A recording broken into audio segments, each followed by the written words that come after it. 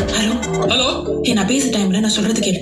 நான் வீட்ல இருந்து ஓடி வந்துடலான் இருக்கேன். ஏய், லூஸ் மாதிரி எதுவும் பண்ணாத. நீ வீட்டு ஓடி போய் எங்க போவ? அதுக்கு என்ன போய் கல்யாணம் பண்ணிக்க சொல்றியா? அதுக்கு நான் தூக்க மாட்டேன்னு செத்து. இல்ல நான் சாகலாம் மாட்டேன்.